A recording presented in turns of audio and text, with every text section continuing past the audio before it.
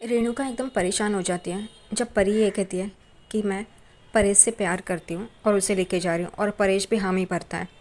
तभी परी परेश का हाथ पकड़ती है और रेणुका एकदम से बैठ के रोने लगती है।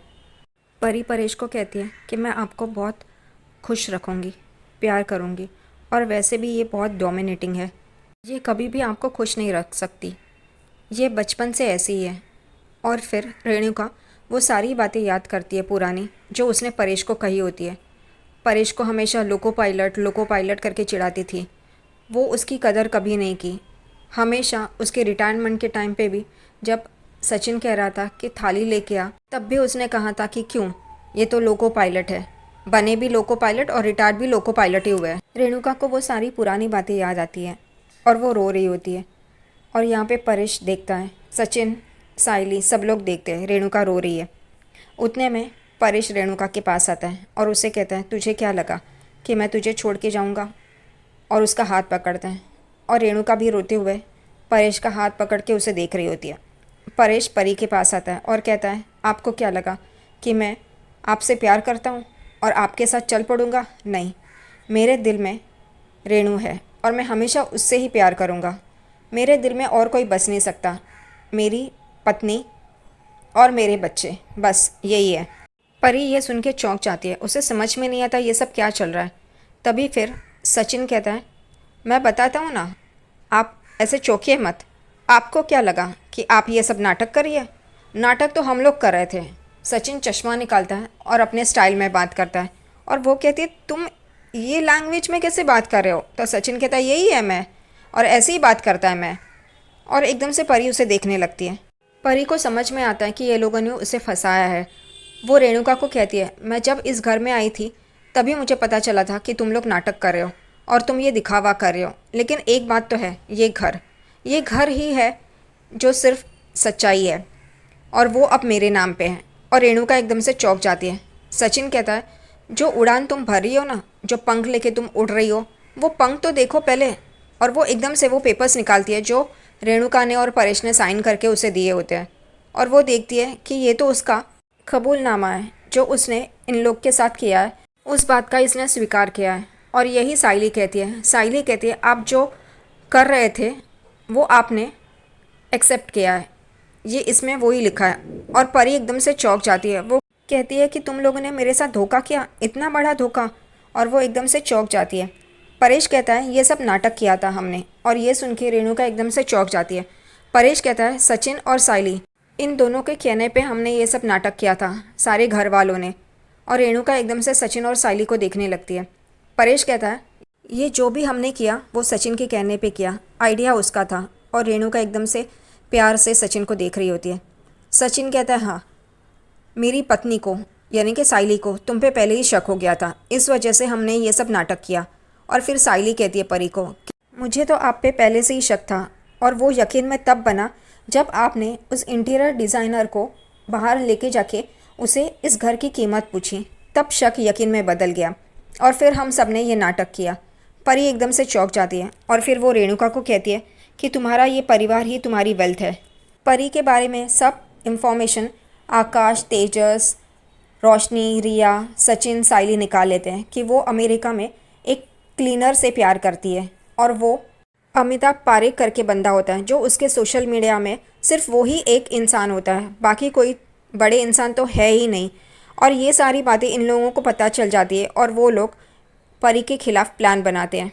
तभी परी इन लोगों को सच बताती है कि मैं अमिताभ से प्यार करती हूँ, लेकिन वो उसकी जॉब चली गई, इस वजह से हम लोग की हालत बहुत ही ख़राब हो गई। और रेणुका हमेशा मुझे बताती थी वो कितनी अमीर है, और सब लोग रेणुका को देखते हैं और रेणुका अपनी नज़रें झुका लेती है।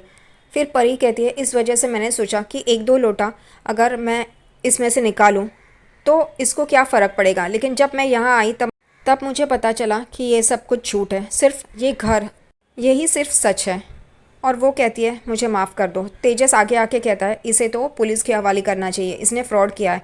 तभी रोशनी कहती है, जाने दो, हमारा नुकसान तो नहीं किया इसने। तभी साइली भी कहती है, मैं रोशनी से सहमत हूँ, इनको जाने दो, इनकी मजबूरी थी। तभी सब लोग उन्हें जाने के लिए कहते हैं और परी वहाँ से चली जाती है। यहाँ पे साइली आगे आके कहती है, अच्छा हो गया, हमारा नुकसान नहीं हुआ। और फिर सचिन कहता है, बाबा तेरी बाइको ने तेरा हाथ पकड़ा था तभी कैसे शर्मा रही थी, अभी वापस वापस। और इन लोग में ऐसी प्यार भरी बातें चल रही होती है और रेणुका शर्मा रही होती है और बैकग्राउंड में गाना चलाते हैं, एक दूसरे से करते हैं प्यार हम। और सब लोग खुशियाँ मना रहे होते हैं, हंस रहे होते हैं।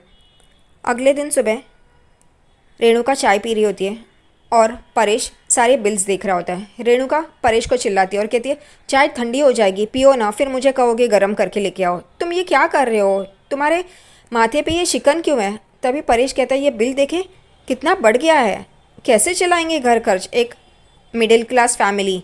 रेणुका कहती है, तुम्हारी लाडली बहू भी घर पे नहीं है, कहाँ गई है पता नहीं सुबह सुबह। और उतने में ही परेश रेणुका से बात कर रहा होता है और साइली फूलों की टोकरी लेके वहाँ से गुजर रही होती है, टेबल पे रखती है। और परेश कह रहा होता है कि ये बिल कितना आया है, हम लोग कैसे भरेंगे ये, और घर खर्च तो नहीं बढ़ रहा है लेकिन बिल कितने बढ़ रहे हैं। साइली जाते जाते ये बातें सुन लेती है। उतने में ही रेणुका कहती है, बच्चे देंगे ना, तुम इतनी फ़िक्र क्यों कर रहे हो। उतने में वहाँ पे सचिन आ जाता है और ये बातें सुन लेता है और वो कहता है, क्या बोल रही है ये बाबा की बाई को। तभी साइली कहती है, घर खर्च बढ़ रहा है, हमें हमारा हिस्सा देना है ना। तभी सचिन कहता है, हाँ हाँ देंगे ना, क्यों नहीं देंगे। और उतने में सचिन कहता है, वो खजूर का है, उसने तो कहा था ज़्यादा पैसे देगा, डबल पैसे देगा, वो खजूरी बोली थी। उतने में तेजस बाहर आता है, एक इन्वेलप टेबल पे रखता है और कहता है, ये मेरा खर्च है। और आकाश और रिया भी वहाँ पे आ जाते हैं। सचिन कहता है, अच्छा ये तेरा खर्च है। वो कहता है हाँ, और एकदम से शान से कुर्सी पे बैठता है और ऐसे दिखाता है कि वो कौन सा बड़ा सेठ है। सचिन उससे पूछता है, तू ये खर्च कैसे दे रहा है, वो क्या तेरे ससुर से पैसे लेके, तू क्या काम धंधा करता है, नौकरी है तेरे पास। और यहाँ पे आकाश और रिया भी हंस रहे होते हैं। वो कहता है, तो क्या हुआ, होगी ना मेरे पास, मैं सोच रहा हूँ। और उतने में लाली पाउडर भी बाहर आ जाती है और वो भी खड़ी हो जाती है और सुनती है कि ये तेजस कितनी बड़ी बड़ी फेंक रहा है। वो भी तेजस को गुस्से से देख रही होती है। तेजस और सचिन की नोकझोंक शुरू हो जाती है। उतने में रिया भी पूछती है तेजस को, तुमने कुछ सोचा कौन सा बिजनेस करोगे। तभी तेजस का वही जवाब, नहीं सोच रहा हूँ मैं ये वो। और उतने में सचिन कहता है कि ये क्या करेगा, ये तो सिर्फ फुकट का खाना जानता है। और तेजस और सचिन की तू मैं शुरू हो जाती है। रेणुका परेश को कहती है, तुम्हारे लाडले को बोलो, वापस वहीं शुरू हो जाता है। रेणुका कहती है, ये तेजस दे देगा ना, वो उसका बिजनेस सेटल हो जाएगा, वो दे देगा। तभी परेश रेणुका को कहता है, ख्वाब से बाहर आ, सपने से बाहर आ और हकीकत देख, ये बिल कितने आए हैं। उतने में सचिन कहता है कि ये इलेक्ट्रिक का बिल इतना आया, हम क्यों भरे। तेजस कहता है, हम क्यों भरे मतलब सबको भरना ही पड़ेगा। तभी तुरंत साइली कहती है, सचिन सच ही तो बोल रहा है, हम लोग कमरे में नहीं सोते तो हमें एसी या फ़ैन की ज़रूरत ही नहीं पड़ती, हम लोग तो छत पे सोते हैं, तो हम ये क्यों भरे। और उतने में आकाश और रिया भी कहते हैं, सही बात है, ये लोग सही बोल रहे हैं। तेजस और रोशनी के पास कोई ऑप्शन नहीं बचता। तेजस और रोशनी कहते हैं, हम लोग भरेंगे इलेक्ट्रिसिटी बिल। तेजस तो बड़ी शान से कह रहा है, खुद तो कुछ कमाता नहीं है, उसका बिजनेस नौकरी कुछ भी नहीं है, फुकट के ससुर के पैसों पे उड़ रहा है।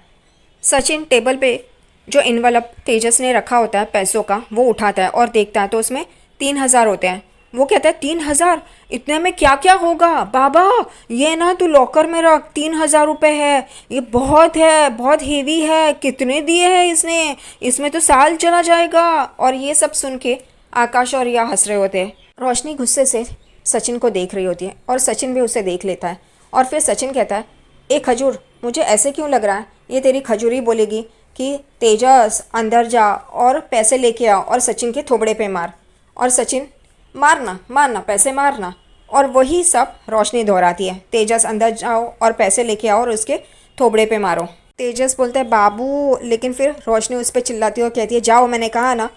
वो चला जाता है अंदर पैसे लेने के लिए। तभी सचिन कहता है, देखा मैं कितनी अच्छी भविष्यवाणी करता हूँ। तेजस पैसे लेके आता है और सचिन को देता है और सचिन वो गिनता है और कहता है, 10,000, 20,000 देने चाहिए। ये सुन के तेजस और रोशनी चौंक जाते हैं। सचिन कहता है, तेरी खजूरी ने तो बोला था कि हम लोग डबल देंगे, तो उसके हिसाब से तो 20,000 बनते हैं। और वो तीनों एक दूसरे को देखते रहते हैं। सचिन गाड़ी लेके खड़ा होता है। उतने में वो कस्टमर आता है और कहता है, नहीं मैं कैंसिल कर रहा हूँ। सचिन कहता है, ऐसा कैसे आप कर सकते हो, मैं आपके लिए इतना इंतज़ार कर रहा था।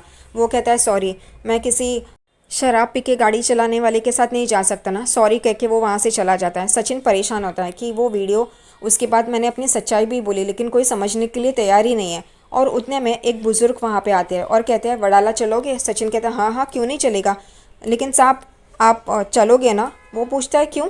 तो वो कहता है कि एक मेरा वीडियो आया था जो शराब पी के गाड़ी चला रहा था, उसके बाद मैंने डाला भी था कि ये गलत है करके, लेकिन कोई मेरा यकीन ही नहीं कर रहा है, मेरी सवारी कैंसिल कर रहे हैं। वो बुज़ुर्ग इंसान कहता है, नहीं चलो मैं तैयार हूँ। और सचिन बहुत खुश हो जाता है, उसे गाड़ी में बिठाता है और वहाँ से लेके जाता है। घर पे तेजस बेड पे बैठा होता है उदास। उतने में रोशनी वहाँ पे आती है और कहती है, तुम्हें काकू ने बुलाया चाय पीने के लिए, चलो। तेजस कहता नहीं चाहिए, और रोशनी एकदम चौंक जाती है कि ये खाने पीने के लिए नहीं बोल रहा है, ऐसा क्या हुआ है? और वो कहती है, बाबू तुम्हें क्या हुआ, तुम खाने पीने के लिए ना बोल रहे हो? तो वो कहता है, क्या करूँ, सारे पैसे जा रहे हैं। वो पहले परी आंटी के सामान में चले गए, फिर ये सचिन ने घर खर्च के लिए ज़्यादा निकाल लिए, कुछ मिल तो नहीं रहा है। उतने में वो कहती है, हो जाएगा, तुम परेशान क्यों हो रहे हो? और उसको एकदम से कार्तिक की याद आती है। वो कहता है वो मुझे कोई आइडिया बता सकता है, इसलिए वो कार्तिक को फ़ोन लगाता है और फिर कहता है, हाँ हाँ मैं ऐसा ही करूँगा, हाँ लगा लगा मैं तैयार हूँ।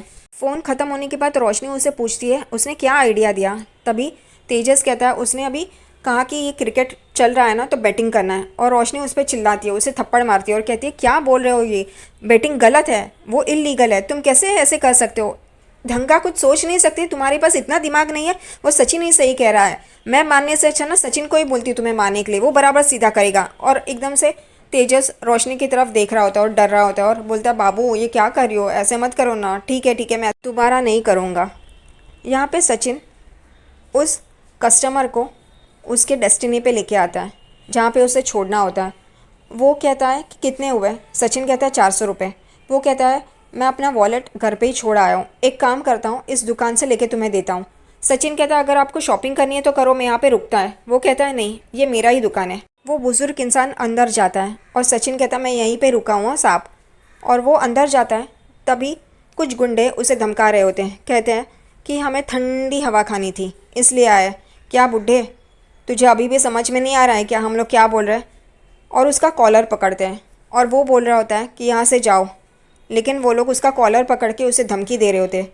उतने में एक आदमी, वो जो उसने कॉलर पकड़ी होती है, वो नीचे गिर जाता है और एकदम से देखता है तो सचिन ने उसे मारा होता है और वो नीचे गिरता है और वो चिल्ला रहा होता है कि दर्द हो रहा है, दर्द हो रहा है। और एकदम से सब लोग उस इंसान को देखते हैं जिसने इस गुंडे को गिराया, और वो और कोई नहीं सचिन होता है।